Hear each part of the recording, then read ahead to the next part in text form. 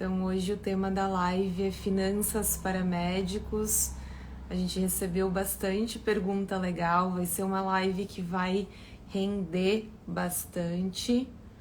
Deixa eu convidar o Rafa aqui. E aí, Rafa? Boa noite, Maia. Boa noite, pessoal que já tá por aí. Boa noite, tudo bem? Como é que tá em Tudo, Jaraguá? como é que estão? Jaraguá tá bom, tá tranquilo aqui. Tudo certo. E aí, Timbó? Tudo em ordem, tudo um pouquinho fresco já, mas tá tudo certo. Pois é, esse inverno que vai e volta, esquenta. Verdade. Rafa, vou pedir que você se apresente, então, né, para a gente começar o nosso bate-papo. Legal. Então, para quem não me conhece ainda, meu nome é Rafael, sou planejador financeiro por paixão. Então, hoje eu ajudo pessoas a se organizar financeiramente, a controlar o orçamento, olhar planilha, definir meta, objetivo, investir da forma melhor de acordo com os seus objetivos. Alinhar as finanças, né? Então, isso é o que eu gosto de fazer. Mas sou bacharel em Direito, com especialização em Administração Financeira, MBA em Finanças. Fiz 2 anos de Economia, mas parei por causa da remoção. Sou servidor público federal. Então, por isso que eu faço por paixão a planejamento, que é um negócio que eu gosto. Se deixar, a gente fica aqui até meia-noite conversando. Mas fui do Exército, fui oficial do Exército por 8 anos. Sou triatleta, um pouco parado esse ano aí por causa da pandemia, mas tá aí, vai que o troféu ó, campeão catarinense de triatlo em 2018. Então, esse é um pouquinho do Rafael e a ideia é ajudar. Quando a Maia falou assim, não, vamos começar a live, estou começando a atender o pessoal, eu falei, cara, vamos falar sobre saúde financeira, né? Com o Gui ou com a Maia, com o pessoal, para ajudar no que puder aí na área das finanças.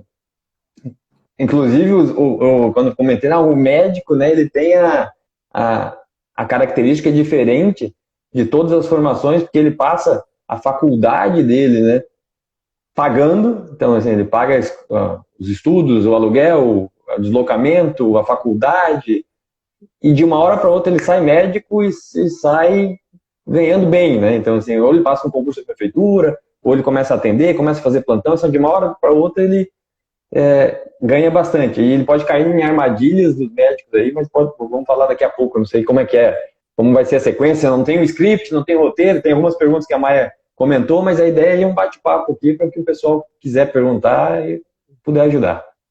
O espaço está aberto, a gente tem perguntas que já foram encaminhadas, mas essa introdução que tu deu, Rafa, é sensacional, porque é exatamente isso, né? O médico, ele sai da faculdade ganhando muito bem, mas eu gostei da palavra que tu usou, a palavra armadilha.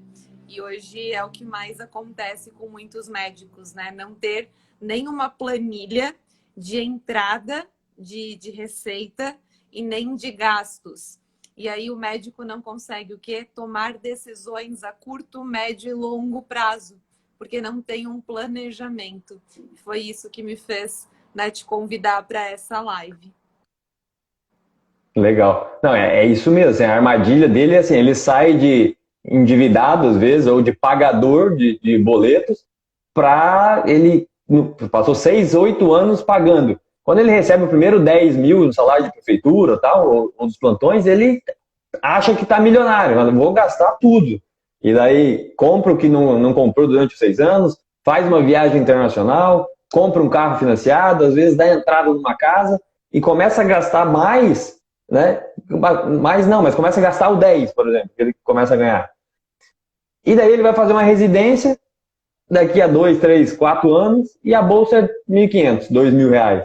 Então ele está acostumado com gasto de 10 e agora vai ter R$ 2.000. Então ele já tem as parcelas, já tem o carro financiado, já tem a casa financiada, ele não consegue sobreviver. Então qual que é o planejamento do médico? É importante porque nesse período pré-residência, que ele está ganhando muito, perto do que ele ganhava zero, é o momento que ele tem que juntar dinheiro para sobreviver na residência e não fazer dívida para depois não conseguir. Daí ele vira uma bola de neve, porque ele gasta 10, vai para a residência, ganha 2, continua gastando 10 nas parcelas, ou 8, ou 7, ou 5, mas ainda é mais do que a bolsa.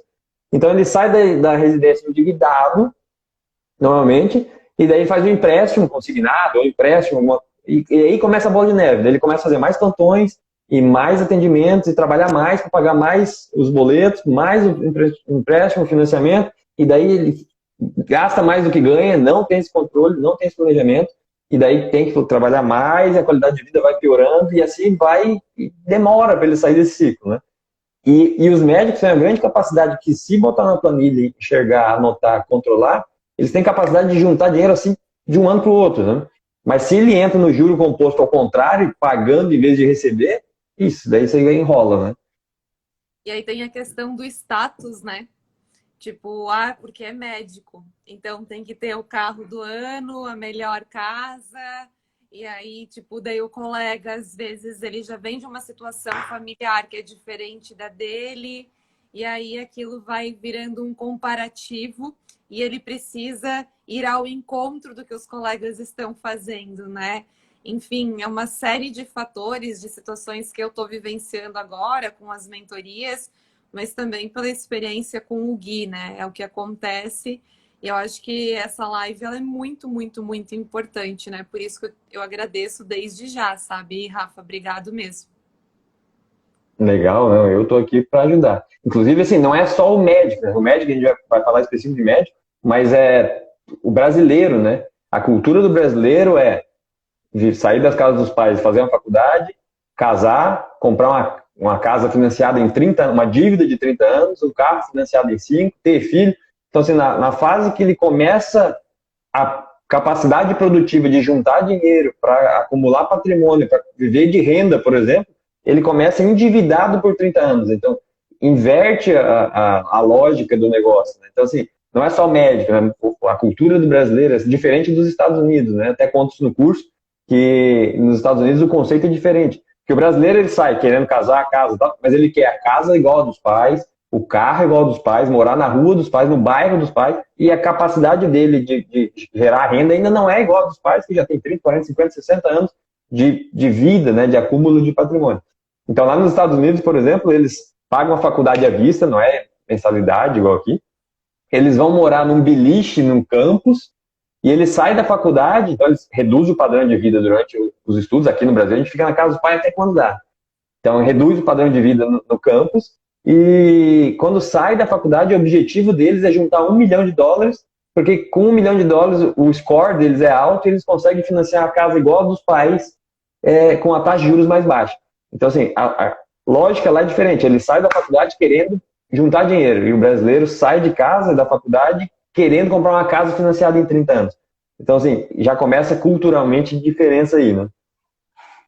Perfeito, Rafa. Então, entrando nisso, exatamente nisso, a primeira pergunta. Como um médico pode começar a se organizar financeiramente? Bom, legal, essa é para todo mundo, né? Não só para o médico, mas o que todo mundo tem que fazer? É controlar as saídas. O principal de um planejamento financeiro é você controlar as saídas. Porque, lógico, começa a controlar as saídas, as entradas também é legal. Se quem tem um salário fixo, recebe uma vez só. Os médicos normalmente recebem o plantão picado a cada 40 dias, 60 dias. Demora para. Então, o que é o principal? Controlar quanto que você gasta. Porque eu atendo gente que ganha 5 mil e gasta 5 mil, ganha 20 mil, gasta 20 mil, ganha 50 mil, gasta 50 mil, ganha 100 mil e está endividado. Então, você não interessa muito quanto que ganha, interessa quanto que você gasta. Então, é importante que você anote as saídas e enxergue quanto que é o seu custo de vida. A partir desse número, a gente vai montar quanto que você precisa ter de reserva de emergência, quanto que são os seus projetos e sonhos, quanto que você tem que ter de fluxo de caixa para pagar suas despesas do mês. Então, o primeiro passo para se organizar é anotar a saída. Saber quanto que você gasta mensalmente. Perfeito, Rafa. Aí você fala ali de reserva de emergência, né? De um modo geral, quanto tempo, quantos meses de reserva de emergência a gente tem que ter? Bom, a reserva de emergência, eu gosto de perguntar para a pessoa assim, para que serve a reserva de emergência? É a primeira pergunta. Então, ela serve para emergências. Então, assim, Natal é emergência? Férias é emergência? Não, né? Nada disso é emergência. Tudo isso a gente planeja. Ah, vou gastar no Natal, vou gastar no presente, vou gastar na viagem. Emergência é alguma coisa que você não podia prever. Então, um acidente, uma doença, uma pandemia. você não estava prevendo. E a reserva de emergência ela vai te dar segurança para esses momentos. Então, quanto maior a sua reserva, melhor. Então, você não tem um valor definido. O que todo mundo tem que ter? No mínimo, 1 mês do custo de vida, aquele que a gente anotou lá para saber quanto que gasta. Então, todo mundo tem que ter pelo menos 1 mês, por quê? Para pagar os boletos no mês seguinte. E quanto mais tempo de reserva você tiver, mais segurança você tem para pagar os próximos boletos. Então, eu digo assim, que 1 mês é o mínimo, 3 meses já está legal, e de 3 a 12 meses é o ideal. Então, você pensa que se você tiver 12 meses do seu custo de vida numa reserva, quer dizer que pode vir uma pandemia de 12 meses, você pode fazer uma cirurgia ou ficar com um acidente 12 meses, você pode mudar de profissão e falar, agora eu quero ser chefe de cozinha, eu vou fazer o curso, eu vou fazer o estágio, eu vou procurar um emprego na área e tal, eu tenho 1 ano de despesas pagas, né, do meu mês pago, para cobrir essas despesas e eu me realocar em alguma outra área. Pensa que se eu tiver 1 mês, eu fui mandado embora, eu perdi o emprego, aconteceu alguma coisa, e eu tenho o pagamento do mês que vem e eu tenho que fazer alguma coisa. Eu começo a ficar ansioso, desesperado, porque eu preciso ter renda para pagar o boleto no próximo mês. Então, essa reserva, o ideal é que quanto maior, melhor. Pelo menos que todo mundo deve ter, e daí, quanto mais, melhor. Né? 3 meses eu já acho legal, mas a pandemia está em março, abril, já estamos 6, 7 meses, então tem gente que está sem renda até lá. Quem está fazendo eventos, né? Escolas que tem fechado, escolas pequenas. Então tem muita gente que está sem renda há muito tempo. Então essa reserva serviria para esse momento para cobrir essas despesas. Perfeito. E indo ao encontro dessa mesma pergunta, Rafa, reserva de emergência, onde guardar? Tesouro direto, CBD de banco grande ou alguma outra opção? Legal. Então assim, essa reserva de emergência, ela deve estar separada da sua conta corrente. Ela não pode ser, um valor que eu tenho aqui em conta. Ela tem separado para você não misturar com o do mês. Ela pode estar, ela tem que ter liquidez, né? Você consegue ter que transformar ela em dinheiro fácil. Então ela pode ser dinheiro em casa, que eu não recomendo, que você pode ser assaltado e não está rendendo nada. Ela pode estar um pedacinho na poupança, porque o pessoal gosta muito, tal, mas não rende tanto como os CDBs. Eu tenho 21 centavos só na poupança, então eu gosto de falar, pessoal, quiser deixar em poupança, no máximo uns R$1.000, R$500, só para ter um dinheirinho lá para você precisar sacar no banco no final de semana. Apesar que agora as contas digitais como Nubank, Banco Inter e tal, você consegue sacar no caixa 24 horas também e rende mais que a poupança. Então, ele tem que estar num lugar com liquidez separado da sua conta corrente, que pode ser Tesouro Selic, pode ser CDB do Banco Inter, por exemplo, 100% CDI, a conta do Nubank, que rende 100% do CDI também. Então, alguma coisa que renda 100% do CDI ou no próprio Tesouro Selic. Pode ser no banco grande ou no banco pequeno? Pode. Se quem tem medo do banco pequeno, pode ser no banco grande. Qual que é o problema do banco grande? Normalmente eles não pagam 100% do CDI. Eles vão pagar 90, 92, 97, 98, se você tiver muito dinheiro lá. Né? Porque eles não têm tanto custo para captar esse dinheiro, porque eles já são grandes, já tem muita gente lá. Então, os bancos menores oferecem um prêmio maior para você deixar o dinheiro lá. Mas ele é garantido pela FGC até 250 mil por CPF, por instituição bancária. Então, em tese, se a sua reserva de emergência for até 250 mil, pode estar num banco desse aí. Pode estar toda no banco, aí tem o risco, se o banco quebrar, então você bota um pouquinho no Nubank, um pouquinho no Inter, um pouquinho no Bradesco, um pouquinho... Se quebrar um, você tem onde tirar dos outros, né? Mas em tese, até 250 mil, ela é garantida pela FGC. Então não teria tanto isso. Talvez assim, o banco quebrou e toda a minha reserva estava nesse banco que quebrou, você não tenha mais a liquidez. Talvez demore 1, 2, 3 meses para você pegar de volta esse dinheiro, mas ele volta para você. Mas é legal, então, dar uma diversificada para não correr o risco de você ficar sem liquidez. Né? Perfeito, Rafa. Perfeito. E, Rafa, como essa pergunta apareceu, eu até fiz uma brincadeira nos stories, né? Tipo, geralmente as mulheres, né? Você guarda ou você compra blusinha, né? E teve muita mulherada colocando que não guarda e compra blusinha. Como um médico consegue não gastar tudo o que ganha? Então, é a mesma coisa da planilha. Você vai anotar suas despesas. Como é que eu faço planejamento com o pessoal? A gente anota as despesas, seja no aplicativo, seja no caderninho, seja no papel, e no final do mês fecha o mês. Então, assim, fecharia setembro agora. Como que foi o mês? Gastei mais ou menos do que eu ganhei. Beleza. Gastei menos, sobrou R$ 500 no final do mês. Beleza. Projetamos outubro. Então, em outubro, se eu ganhar a mesma coisa, se eu gastar o mesmo com combustível, com comida, com alimentação, com viagem, vai ter o presente que tem uma festa. Coloca lá na planilha, vai ter o presente. Vai ter, sei lá, um médico que eu vou. Então, vai lá colocar consulta do médico. Acabou a prestação da geladeira. Tira a prestação de geladeira. Como que vai ser outubro? Vai sobrar 500. Beleza. Você já sabe que pagando o presente, indo no médico, acabando a parcela da geladeira, gastando aquilo em comida, vai sobrar 500. Então, recebeu o salário, guarda 500. Em outubro, quebrou a tela do celular. Putz, R$ 500 para trocar.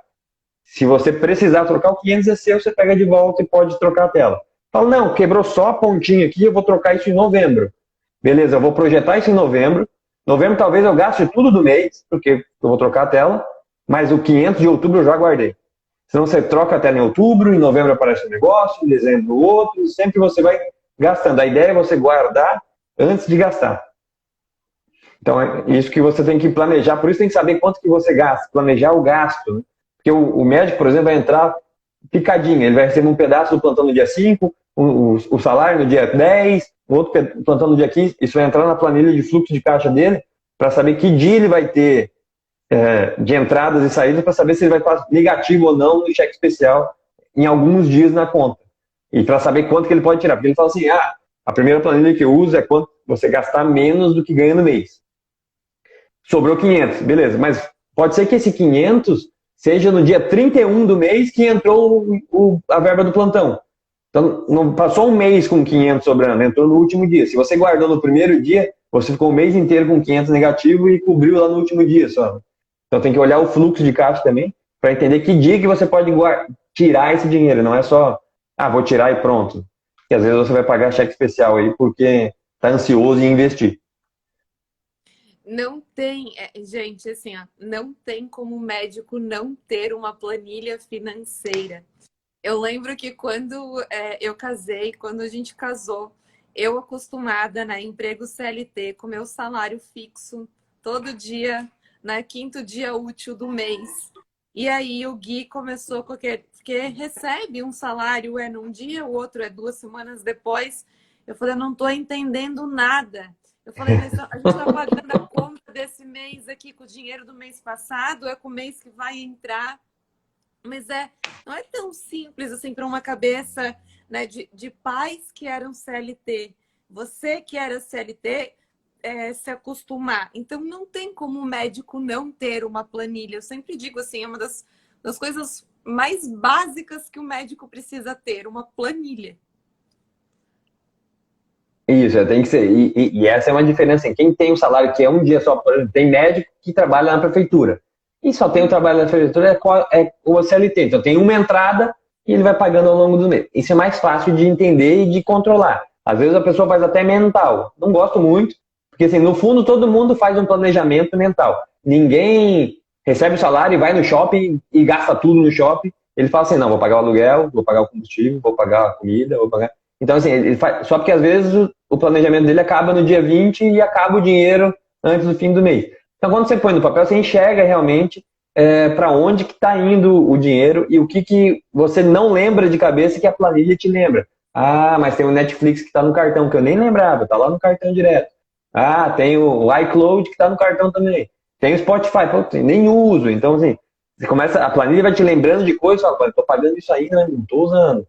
Tem essa saída, vai sobrar pouquinho lá embaixo, o que eu vou fazer para melhorar? Então, quando a gente faz aquele planejamento assim, planejei outubro e não sobrou 500, faltou 200. Então, você já começa outubro sabendo, vai faltar 200, o que eu vou fazer?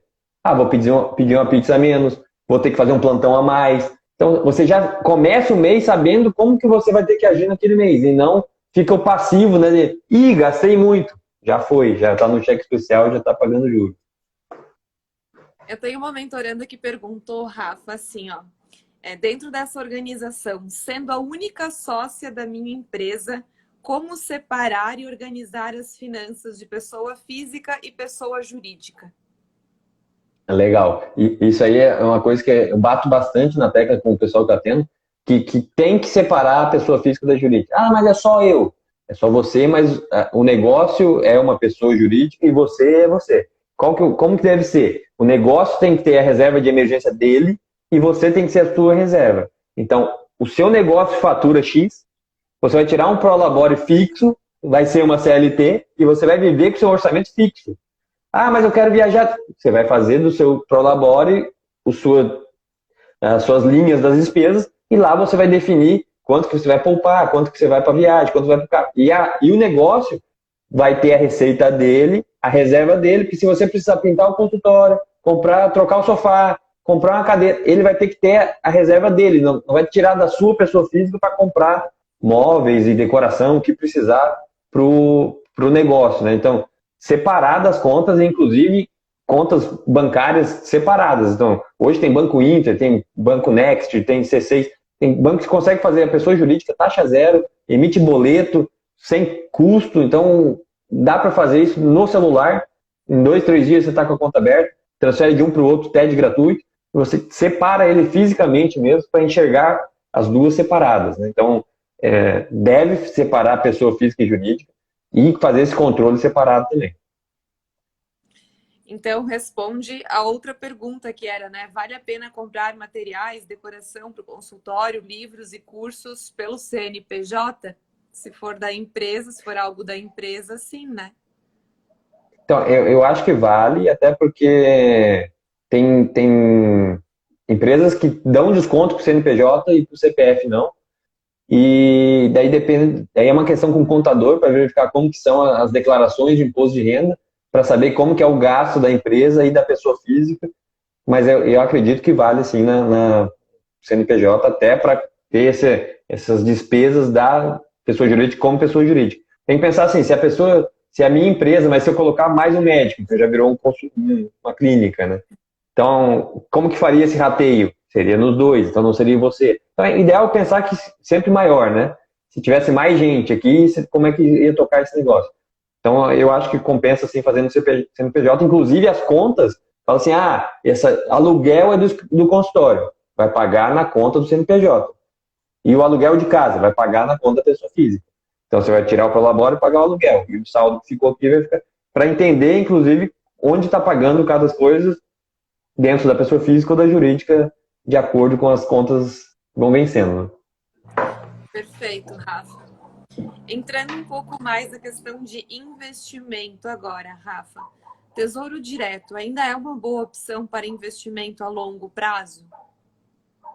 Sim, eu acredito que sim. O Tesouro Direto, então já vou fazer propaganda aqui, né? Tem um canal do YouTube, o canal do Rafa, procurar pelo meu nome aqui, o Rafael Cavaleiro Garcia. Toda semana tem um vídeo lá, e a ideia do canal é justamente ser esse auxílio nas consultorias, né, nos atendimentos. Então, a pessoa tem dúvida em tesouro, está aqui o vídeo do tesouro. Tem dúvida de como comprar a ação no Banco Inter, está aqui o vídeo de como comprar a ação. Tem dúvida na planilha, está aqui o vídeo da planilha. E lá tem um vídeo do tesouro que eu explico isso aí, mas basicamente o tesouro tem 3 tipos de tesouro: o Selic, o pré-fixado e o pós-fixado. Então, o Selic é esse da reserva de emergência, que vai render taxa Selic. Se hoje é 2%, perto de 2% vai render. Se a Selic for 10%, vai render 10%, então ele vai acompanhar a taxa de juros da economia brasileira e a Selic. Mas tem a opção que eu gosto para longo prazo, que é o Tesouro IPCA+. Então, ele paga inflação mais alguma coisa. Então, você compra um título do Tesouro para 2035 ou 2045. Então, para quem é conservador, fala assim, não quero renda variável. Beleza, então vai comprar Tesouro Direto, que quem garante é o governo. Vai comprar IPCA mais 3,80, 4%, por exemplo. Se a inflação for 2, e você comprou inflação mais 2, você vai ganhar 6%. Se a inflação for 10, e você comprou inflação mais 4, né?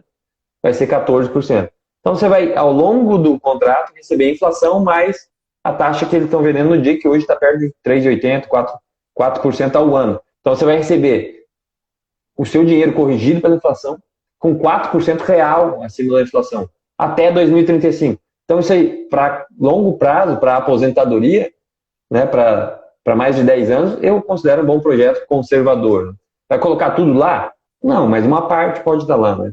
Então, o conceito sempre é diversificar o portfólio, né? Não é tudo no tesouro, não é tudo em ações, não é tudo em fundos, não é tudo na poupança. Então, diversificar um pedaço em cada, de acordo com os objetivos. Até costumo falar, mas que objetivos de curto prazo, que você tenha prazo definido, reserva de emergência, a troca do carro, a compra da casa, uma festa, um casamento, uma viagem, que até de hoje a 5 anos, é renda fixa. Você vai pegar o valor do negócio que você quer, dividir pelo prazo que você tem, é isso que você tem que guardar por mês. Então, eu quero trocar o carro que custa 20 mil. Beleza, em 10 meses, tem que guardar 2 mil por mês. Puta, não consigo 2 mil por mês. Então, em 20 meses, você guarda 1.000 por mês. Puta, não consigo também. Então, tá, em 40 meses, você guarda 500 por mês para dar os 20 mil do carro. E isso você vai colocar todo mês R$ 500 na renda fixa. Então, você vai juntar o envelopinho da troca do carro, o envelopinho da casa, o envelopinho da viagem. Tudo isso é renda fixa. Ah, não, esse envelopinho é da aposentadoria, ou para daqui a 15 anos. Legal, e esse vai para um envelopinho de longo prazo. Pode ir para esse tesouro IPCA mais, que você vai ganhar inflação mais, alguma coisa real, ou para renda variável. Pode ir para ações, para fundos imobiliários, para fundos, para ETFs, tal, que é um valor que você não vai precisar mexer no curto prazo. Então, ele pode ir para um mais arriscado, que aumenta a rentabilidade, mas que tem que deixar mais tempo, que pode ser que caia amanhã e se você precisar tirar o dinheiro, vai perder dinheiro nesse caminho. Perfeito, Rafa. Continuando nessa linha. Vai fazendo aí. Oi? Vai fazendo pergunta aí, Tô fazendo. Pergunta não falo. Se o pessoal também quiser fazer, fiquem bem à vontade. Diversificar em ações de empresas ou comprar fundos de ações? Então, aí é meio polêmico isso. Na verdade, sim, todas essas posições não têm a forma correta, né? Sempre tem a resposta depende. Depende da pessoa, depende do objetivo, depende da renda, depende do gasto, depende do que ela quer. Então, essas minhas respostas são assim, o que eu penso de forma genérica, mas lógico que a gente tem que analisar cada caso, cada objetivo, o que a pessoa quer, qual que é o objetivo que ela está buscando, né? Mas a questão de fundos de ações é o seguinte, normalmente o pessoal começa por fundo de ações, porque não conhece, não sabe como escolher e tal, e acaba indo para fundo. Fundos pode ser uma opção? Pode ser uma opção. Tem que saber que ela você vai pagar uma taxa de administração, você vai pagar pelo serviço de alguém comprar as ações num fundo. Então, no longo prazo, tem fricção nesse caminho, porque você paga essa taxa de administração, taxa de performance e tal. Mas é uma opção melhor do que a poupança para quem quer começar na renda fixa, na renda variável. Então, eu não gosto muito de fundos, mas prometo que vou estudar mais para ver se alguém me convence. Porque no longo prazo, tem estudos que falam que 80% dos gestores de fundo de ações não batem o índice Bovespa. Então, assim, se eles compram ações e não bate o próprio índice, então compra o índice, que a taxa é menor, e ele vai replicar o índice Bovespa no longo prazo. Se você achar os 10% dos gestores que batem o índice, ok, legal, né? Então você pode pagar pelo serviço de alguém que vai bater o índice. O que é bater o índice? Nos últimos 10, 15 anos, tem rentabilidades maiores, né, ou quedas menores do que o próprio índice Bovespa. Se você está pagando alguém e ele não está entregando o índice, você está gastando dinheiro à toa que você poderia comprar sozinho num ETF aí na Bolsa de Valores direto. Então, quando você compra fundo, você compra a cabeça do gestor. Então, você tem que identificar como que o gestor pensa. Porque se você... Tem vários gestores bons aí, eu até gosto de alguns, eu tenho até um pouquinho em cada. Não tenho muito em fundo, mas tenho um pouquinho em cada, até para acompanhar como é que eles andam. Eu gosto de ações direto, mas você compra a cabeça dele. Então, se ele hoje usa essa estratégia, vou comprar Vale, Petrobras, não sei o que e tal, beleza, ele comprou aquilo. Se amanhã ele quiser mudar e falar, não, quero vender tudo isso e comprar tudo de hoje, ele que vai decidir, né? Então, você tem que entender como que é a cabeça do gestor que está comprando e administrando isso, porque você compra uma cota e ele que vai gerir o patrimônio que está lá. Então, lógico, eles divulgam cartas, né? Você entende mais ou menos como que é, estou alinhado com isso e acaba investindo em fundo. Mas é um instrumento que pode ser a porta de entrada, o pessoal que tem medo de fazer as escolhas e tal, mas hoje com bancos digitais, com taxa zero, com corretora taxa zero, que você compra ação por menos de R$ 5. Então, com fundo imobiliário com menos de R$ 5. Então, eu gosto de começar a comprar e olhando e entender que a renda variável varia, e varia para baixo, para cima, e começar essa jornada na renda variável. Então, eu gosto de incentivar o pessoal que depois que começa a fazer a reserva, tá lá, fiz um mês, beleza, daquele um mês para os 3 meses da reserva de emergência, eu já falo, compre R$ 50 uma ação, compre R$ 100 um fundo imobiliário. Para quê? Para você comprar um negócio de R$ 100 lá e ver que no outro mês ele pode virar 80. E fala, perdi dinheiro, vou vender. Não, você continua com uma cota ou com uma ação daquele fundo que era 100 e agora vale 80. Quando ela voltar a 150, ganhei dinheiro. Não, você continua com uma ação que era 100, que foi 80 e que agora está 150. Então, qual que é a ideia? Que você compre mais ações ao longo da sua jornada aí, porque você acumule patrimônio gerador de fluxo de caixa. Então, todo mês você compra um pouquinho mais, você aumenta o seu patrimônio para que ele gere fluxo de caixa para você e pague as suas despesas. Então, quando você tiver um patrimônio que gere por mês o seu gasto mensal, você está independente financeiramente, trabalha só se quiser. Já pode parar de trabalhar se der 100%? Sim ou não? Tenho patrimônio e gera 100% da minha despesa. Posso parar de trabalhar? Em tese eu posso, né? Teoricamente, sim. Deve parar? Não, né? Não. Não por dois motivos que eu falo. Por quê? Se você aumenta o seu padrão de gasto, você não tem mais renda para cobrir, porque daí você vai consumir patrimônio. E a inflação vai consumir o seu poder de compra ao longo do tempo. Então, quando der 100%, você ainda não deve parar. Mas já poderia, porque você já está independente financeiramente. Qual que é a ideia? Continua acumulando por mais um tempo, para que você tenha uma renda maior do que o seu gasto, e gaste por mês, e mesmo assim ele continue aumentando. Então, essa que é o ideal, né? Que você tenha renda passiva para cobrir seus custos mensais por longo prazo. Perfeito, eu achei sensacional essa explicação ali de comprar R$ 100 na bolsa, para você ir se familiarizando, né? Não é todo mundo que tem um perfil de arriscar, tem gente que é mais conservador, mas às vezes pensa no macro, né? E não pensa que pode começar aos pouquinhos, para começar a entender esse universo, né, Rafa? É isso, não, eu recomendo muito. Eu comprei a primeira ação em 2006, e lá era assim, tinha que carimbar no cartório, mandar a folhinha para São Paulo, tinha que fazer um TED de, sei lá, R$ 15, tinha custo a ordem da compra, era um negócio que era difícil. Hoje, como tudo está mais taxa zero para tudo, né? Você consegue fazer o TED gratuito, você consegue mandar para a corretora e comprar uma ação, e se quiser vender ela e vende, zero taxa, né? Então, você consegue comprar ações de R$ 10, de R$ 20, de bancos, Itaú, Banco do Brasil, Fleury, né, o pessoal do médico aí, Fleury, Odontoprev, Hapvida,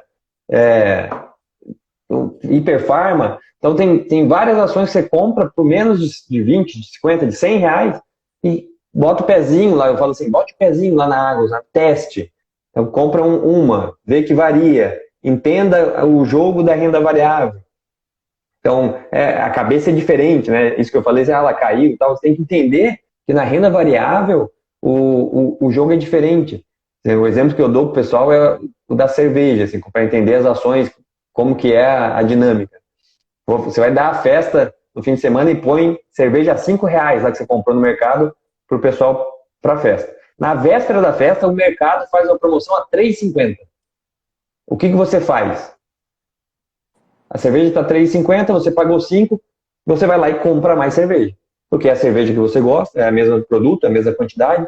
Você fala o quê? Vou aproveitar e vou comprar mais. Você não volta em casa, pega a cerveja, volta no mercado e fala, tome aí a cerveja, como é que eu vou dar a cerveja de R$ 5 que agora está R$ 3,50? Não, você compra mais. Então, na bolsa é a mesma coisa. Quando você compra uma ação, você vira sócio da empresa. E quando você vira sócio da empresa, se valia pagar para ela os R$ 5, se ela agora está R$ 3,50, por que você vai vender ela porque caiu? Você vai comprar mais posições dela, você vai ser mais sócio dela por menos valor agora. Ou com o mesmo valor, você vai ter mais posições. Então, a ideia da renda variável, né, do acionista, é que você vira sócio da empresa. Então, você quer que a empresa cresça. Mas se faz sentido estar só junto com a empresa e a empresa crescendo, Quando ela está mais barata, você tem que comprar mais. Então, se você compra ela 10 e ela vai a R$ 1, eu perdi 9. Não, você tem uma ação que era 10 e agora é R$ 1. Se ela vai a R$ 20 lá agora, beleza, agora você tem uma ação que vale R$ 20. Ganhou dinheiro? Perdeu? Não, você continua com uma ação. Qual que é a ideia? Você compra uma 10, uma 9, uma 8, uma 7, uma 6, uma 1, uma 5, uma 4, uma 6, uma 7, uma 15, uma 20. Você vai comprando ações ao longo do tempo, para quando ela tiver R$ 20 lá de novo, o seu preço médio dela é R$ 6, por exemplo. Então você comprou 10 ações a R$ 6, gastou 60. Só que agora ela está R$ 20. Então seu patrimônio é 200 e você gastou só 60. Então seu patrimônio explodiu. Qual que é a ideia? Ao longo prazo você compre ações para que você vá cada vez mais ganhando mais dividendos, aumentando seu patrimônio. Vai ficar rico com bolsa? Bolsa não é para te deixar rico. Bolsa é o excedente do seu trabalho. Então, quais são os 3 tipos de renda que o pessoal fala? Que eu falo que o pessoal tem que ter. A renda principal. A renda principal é do seu trabalho, é o que te vai trazer dinheiro, o que vai te deixar rico é o seu trabalho, o seu negócio, empreendendo, trabalhando. Isso que vai te dar dinheiro. O excedente disso aqui você vai guardar na poupança, por exemplo. Você vai investir, vai para a renda passiva. Então, a poupança, as ações, os fundos, imóveis de aluguel, negócio que não precisa de você estar presente, isso aqui é renda passiva. Você, de férias, dormindo, trabalhando ou não, está rendendo. A poupança faz isso. Você põe o dinheiro lá, R$ 100, no final do mês vira 20 centavos. R$ 100,20. Esse 20 centavos surgiu só para ele estar lá parado. Então, isso é renda passiva. Então, você vai trabalhar e ganhar dinheiro. O excedente disso, você vai investir para renda passiva. E todo mundo pode ter uma renda extra. O que é renda extra? Alguma coisa que você gosta, que faria de graça, que pode ser monetizado por isso. Então, assim, tem vários exemplos. Tem um médico que a gente atende em Curitiba, que ele gosta de tocar bateria. Então, nas folgas do plantão dele, do trabalho dele, ele toca numa banda e ganha cachê, ganha dinheiro. Então, assim, ele faz o que gosta e ganha dinheiro. Então, tem gente que gosta de fazer docinho, de fazer crochê, de fazer tricô, de ensinar, de dar, sei lá, alguma coisa que te dê, que não pode ser assim, vou fazer porque dá dinheiro, senão é um segundo trabalho. Tem que ser alguma coisa que te dá prazer, que você faria tranquilo, né? Que faz, tem um amigo meu aqui de Jaraguá, que ele gosta de andar de bicicleta, fazer trilha, levar o pessoal para montanha. Então ele fazia isso no fim de semana. Ele abriu uma empresa agora, que leva o pessoal para fazer trilha, andar de bicicleta e levar para a montanha. Então agora ele faz o que gosta e ainda ganha dinheiro com isso. Então essa é a renda extra. Então a bolsa não vai te deixar rico, ela vai conservar o seu poder de compra, ela vai aumentar os seus investimentos e vai te dar dividendos, você vai aumentar o patrimônio. E a ideia é que no longo prazo isso aqui você conserve esse poder e tenha um patrimônio que gere renda passiva para você. Mas não tem a mágica de botar R$ 1.000 ou 50 mil ou 100 mil e ele vai virar 1 milhão. Não, é disciplina, aporte e consistência. Se você botar R$ 1.000 todo mês, em 30, 40 anos você tem 1 milhão lá. R$ 1.000. Mas não tem, vou botar 100 mil e nunca mais vou pôr. Pode ser que esse 100 mil não chegue no milhão, pode ser que ele vire 200 só, 300. Mas disciplina, aporte e constância. Todos os meses tem que botar um excedente para investimento. Pensar no longo prazo, né? Eu dou um exemplo também do pacote de bolacha. Então, assim, se tem um pacote de bolacha e comer o pacote inteiro, amanhã não tem bolacha. Então, se você deixar 2 bolachas para depois, para amanhã, você comeu hoje e amanhã tem bolacha. A diferença da bolacha e do investimento é que a bolacha murcha e o investimento ele rende para você e continua crescendo. Então, o planejamento, que eu falo, pessoal, não é quando a gente fala assim, vou fazer o planejamento, então não quero que o Rafael... É até engraçado, tem gente que faz, umas meninas fazem planejamento e me fala assim, como é que eu vou comprar agora aquela panela, aquele air fryer, que o Rafael agora está olhando minhas despesas e tal. Falo, não é para mim a air fryer, é para você, né? E o planejamento não é, anotar as despesas não é deixar de fazer coisas, e sim se planejar para fazer as coisas que quer. Porque senão a gente fica comprando coisas, quando você não tem meta, o dinheiro entra e você arruma um jeito para ele sair. Quando você põe, não, eu quero o carro, eu quero a viagem, eu quero 1 milhão, eu quero... O dinheiro entra e você foca, direciona, canaliza ele para lá. Então a ideia é você planejar e falar assim, será que eu quero mesmo Netflix? Eu nem assisto. Então, corta o Netflix e esse valor, vai para o investimento. Então, e não tem nenhuma conta que a gente fala assim, corta isso aqui, vai sobrar aqui. Não, você cortar 10% de toda a sua despesa, vai sobrar 10% da sua renda, ou da sua despesa. Então, isso lá atrás, quando eu peguei esse conceito, era assim, eu almoçava no quilo, meu prato era meio quilo. Se eu economizasse 10% no peso do prato, ele ia ser 450 gramas, não ia morrer de fome por causa de 50 gramas, ia economizar 10% no quilo e 10% no peso na balança. Eu falei, puta, faz sentido essa ideia do 10%. Então, assim, não é deixar de fazer coisa, então não posso agora. Não, é economizar um pouquinho em cada. Mas tem coisa que eu não consigo 10%, porque a prestação é fixa, porque a faculdade é fixa. Certo, mas tem coisa que você consegue mais. Na comida, na roupa, no lazer. Então, você consegue economizar mais. Então, você vai otimizando a sua planilha e projetando ela para o mês seguinte para entender onde que você pode apertar, onde você pode folgar um pouquinho e vai aproveitando. Você não é deixar de viver.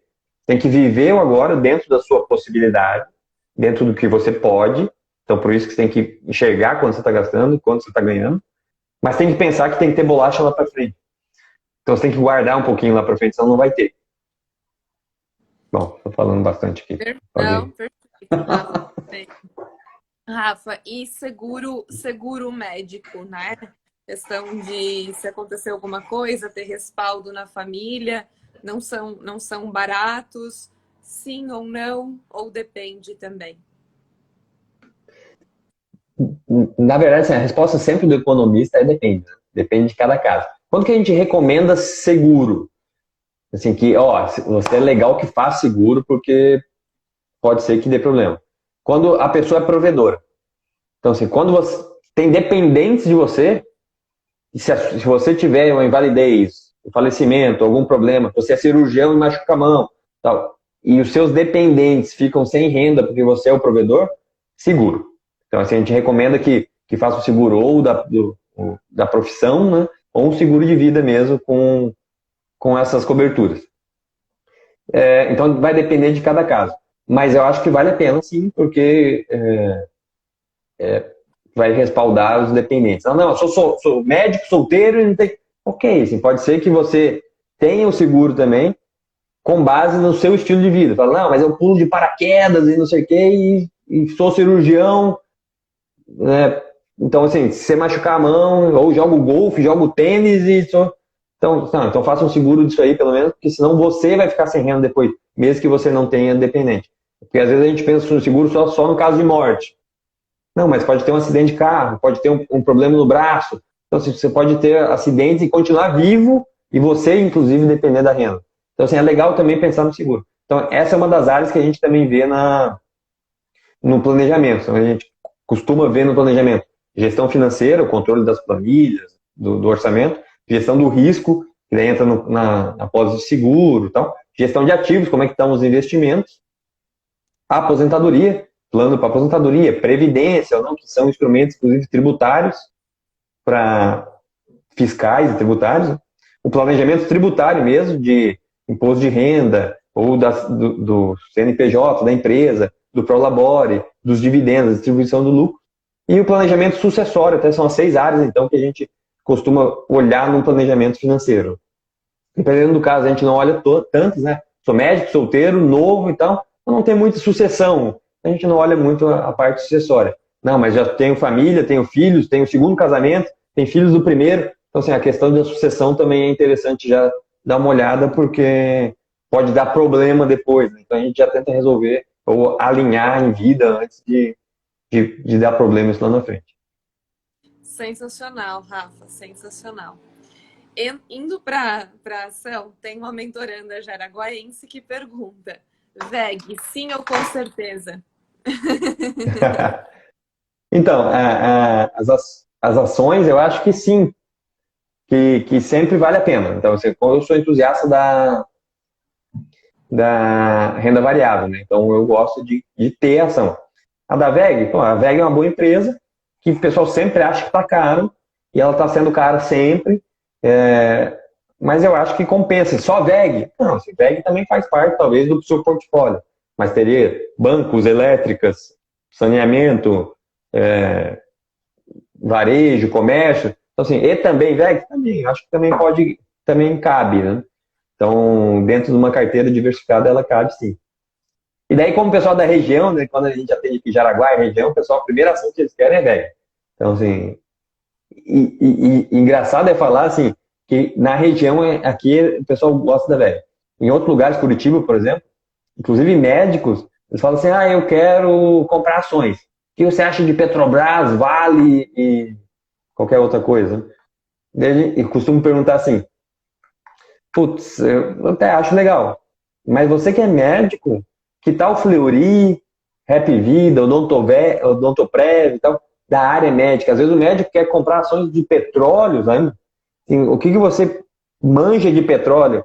Não manjo muito, mas sei que todo mundo está comprando. Certo? Mas você está dentro do hospital, você está enxergando como que os planos de saúde estão funcionando, como que os remédios estão saindo. Então, assim, é mais fácil, às vezes, você entender uma ação de uma empresa da área médica, da área de saúde, do que um petróleo e mineração, né? Então, tem essas regionalismos também, né? O pessoal aqui de Jaraguá e de região gosta da VEG, sim, de ter uma açãozinha da VEG. Até falam, compra uma ação da VEG. Então, assim, a primeira ação pode comprar da VEG. Depois compra um banco, depois compra uma elétrica, depois compra para começar e falar. Que é engraçado assim, quando sai aqui em Jaraguá, né? Quando sai o PLR, o pessoal sai, onde tem o PLR da VEG e tal, não sei o quê. E eu falo, então, eu sou o dono da VEG, também vou ter esse trem aí. Então, e quando eles distribuem dividendos, o acionista que é dono da VEG também recebe. Então, eu gosto de ver se toda essa galera aí trabalha para nós aí que somos dono da VEG. Dono de um pedacinho só, mas em tese dá para ser dono. Se você quiser ser dono de banco, dono da VEG, dono da Petrobras, então é só comprar uma açãozinha lá de 15, 20, 60 reais, que você passa a ser dono dela, pode falar que é banqueiro. Perfeito, Rafa. A Thalita colocou VEG com certeza. Uma amiga Aí, muito querida, o pai dela, não sei se ainda é, mas ele era diretor da VEG na Argentina, né? Então, VEG com certeza. Rafa, em relação a estratégias para reduzir a mordida do leão, tem? certo. Tem, assim, tem como, de novo, cada caso é um caso, né? Teria que olhar a declaração de imposto de renda e o que cada um tem de despesas e que pode amortizar daqui para lá. Mas a mais comum que a gente consegue é a jogada do plano de previdência. Então, assim, quem faz um PGBL consegue abater até 12% da renda para o imposto de renda do ano seguinte. Então, um pouquinho de imposto de renda. Você ganha 100 mil no ano, imposto em cima de 100 mil. Se você faz um modelo simplificado, ele te dá 20% de desconto, sua base de cálculo sai de 100 para 80, imposto em cima de 80, na simplificada. Se você faz declaração completa, você tem que declarar o gasto com saúde, com médico, com dependente, tá? Com educação, e você vai abater sua base de cálculo. Tá? E aí você comprovou lá 30 mil de despesa.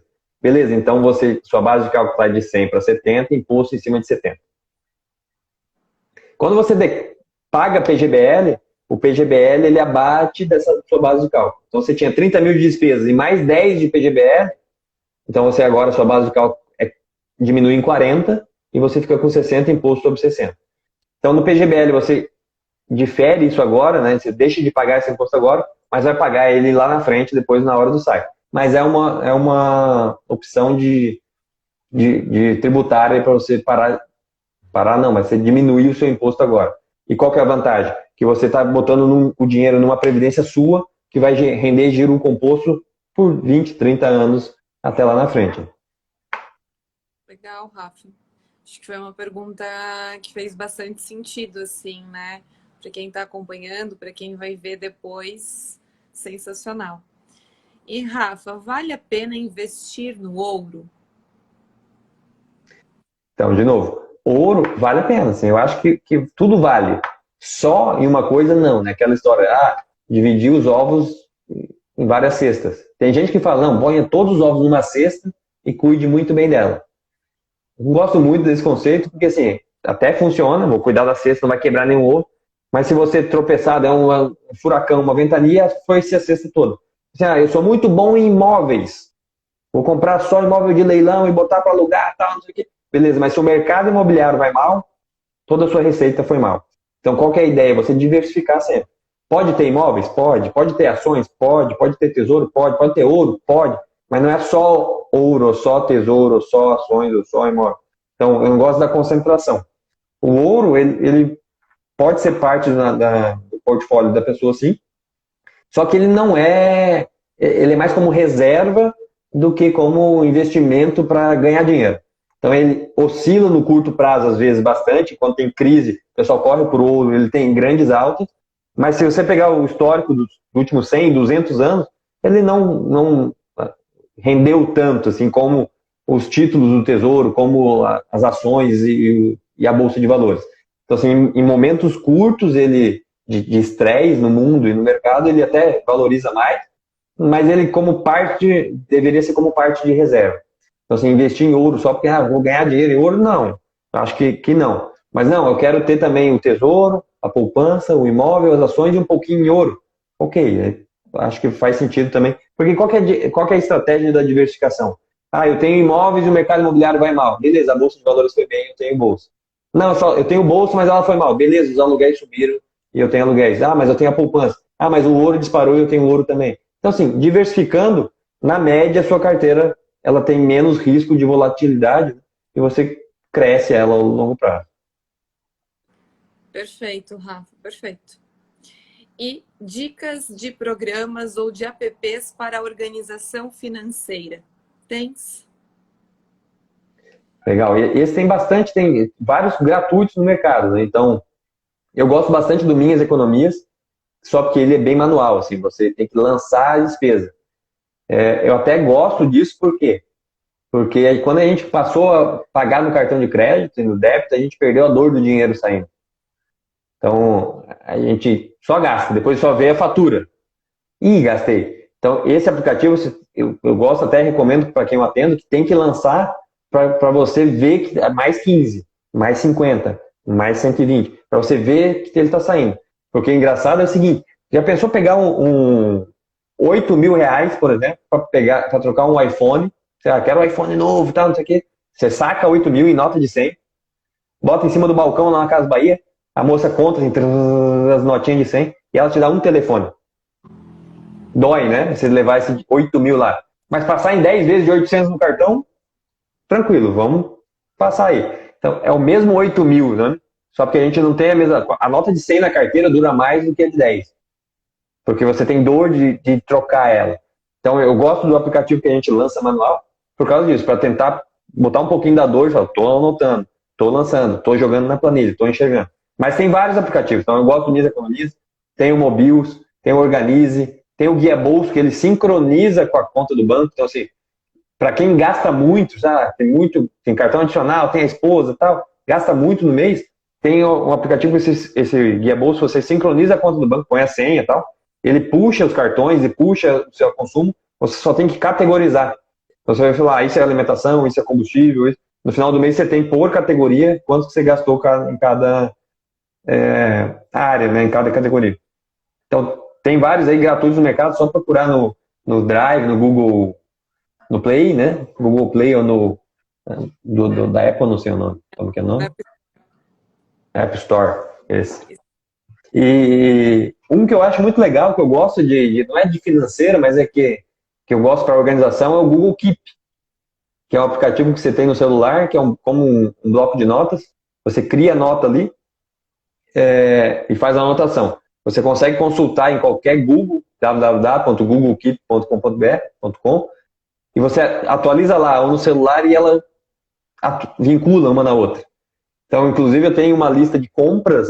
Falta queijo, falta manteiga, falta pão. E compartilhado com a esposa. Então, quem atualizar ali, ela consegue atualizar e saber se já comprou ou não, por exemplo. Então, é uma coisa que eu uso, você consegue buscar por palavras, né? Porque daqui a pouco tem um monte de anotação. Você, buscar pão, daí você cai na lista de compras. Ou então buscar finanças, ou buscar ideias para gravar vídeo, ideias para mentoria, ideias para, ou sei lá, dicas de não sei o quê.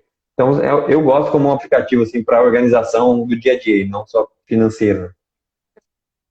Mas a tua planilha é no bom e velho Excel ou você usa outra ferramenta? Ah, Excel, como é que eu faço esse controle com o pessoal? Como é que eu, Rafael, faço? Eu pago tudo com cartão de crédito. E sempre sai aquele papelzinho amarelo. Então, aquele papelzinho amarelo, quer a sua via? Eu falo, quero. Pode passar aqui a minha via. Porque eu guardo ela na carteira. Então, ou eu lanço na hora, comprei um picolé e na praia. Não tem. Então, ou eu lanço na hora. O celular tá sempre com a gente, né? Então, ou eu lanço na hora para não esquecer, ou guardo papelzinho, cupom fiscal, alguma coisa. Quando eu abro a carteira para pagar a próxima conta, e os papelzinhos começam a cair e me atrapalhar, eu falo, tá na hora de lançar. Então, eu vou lançar a data, o valor e o que foi. Em 5 minutos, você joga fora os papelzinhos e tá no aplicativo somando lá por categoria. Então, o que eu falo pro pessoal que eu atendo? Pelo menos uma vez por semana, lançar os papelzinhos no aplicativo. Então, é o mínimo do controle. Todo sábado, toda segunda, todo domingo, uma vez por semana, lançar essa. E por que não muito longe? Porque às vezes tem um papelzinho que está escrito assim: Dona Maria Limitada. Você fala, puta, isso foi comida, foi estacionamento, foi não sei o que foi, né? Então não deixar muito tempo para você não esquecer o que é. E uma vez por semana, por mês, somar, né, transpor do aplicativo para a planilha. Então, uma vez por mês a gente fecha a planilha para enxergar como que foi o mês para trás e projetar o próximo. Então, assim, não precisa ficar na planilha todo dia, toda semana, tá? A ideia é facilitar. Se eu falar assim, Mai, agora você tem que anotar na planilha no Excel, você, beleza, na primeira semana vai sentar, abrir o computador, tá, abrir a planilha. Uma semana, 2 no máximo, e vai abandonar tudo porque não é fácil. A ideia é facilitar. Então, a forma que eu encontrei mais fácil é guarde papelzinho e lance esse papelzinho no aplicativo pelo menos uma vez por semana. E jogo fora esse papelzinho no final do mês, então lá no dia 30, ou no dia 1, na primeira semana do mês, consolido o que está no aplicativo para a planilha, e eu só lanço no aplicativo os gastos variáveis, o que a gente só usa o aplicativo como um bloco de notas que soma para a gente as categorias. Então, eu vou lançar lá comida, alimentação, combustível e compras. O que é fixo, eu não lanço. Pode lançar? Pode. Vai ficar mais completo? Vai, mas eu não lanço. A ideia é só o que eu estou consumindo. Porque a planilha vai me lembrar o fixo.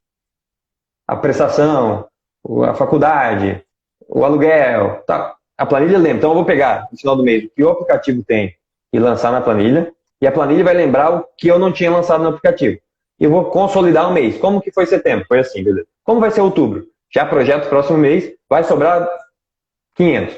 Beleza, quando eu receber o salário, vou tirar 500 para investir. Então, essa que é a ideia que eu passo para o pessoal. Mas, e a planilha que eu faço daí é um Excel no Sheets. Então, não é mais um Excel na máquina. Sabe? Então, eu compartilho com ela preenche a planilha no mês, eu tenho acesso à planilha, então ela me manda um WhatsApp, fala, dá uma olhada lá, não sei o quê. Errei a fórmula, não sei consertar. Eu entro lá na planilha, arrumo a fórmula e tal, olho como é que foi o mês, acabou aquela prestação, como é que foi? Já, vai sobrar 500, vai fazer o que com esses 500? Vai investir, vai para reserva, vai para o tesouro, vai para o Nubank, vai para... Então é uma planilha online também, como essa do Google Keep, que vincula uma com outra, né? Mas é Excel que eu gosto ainda de enxergar, porque você consegue ver, fechar um mês e ter a visão do ano, né? Então você consegue ver no ano quanto você gastou em combustível. Vai cortar, Rafa. A gente tem 40 segundos, Rafa. Acabou. É um tempo que eu quero te agradecer muito pela tua disponibilidade. Rende muito mais, rende outra live, né? Fica já o convite para a gente bater outro papo, porque foi muito bom. Eu mesma aprendi muita coisa. Obrigada, mesmo. Eu que agradeço, só marcar aí a próxima. Com certeza, Rafa. Obrigadão, a gente tem 10 segundos e aí eu encerro, tá bom? Beleza, então, muito obrigado. E só marcando a gente já aparece de novo, senão deixa aqui até meia-noite falando. Boa noite para todo mundo, gente. Tchau, tchau. Valeu, pessoal. Até mais.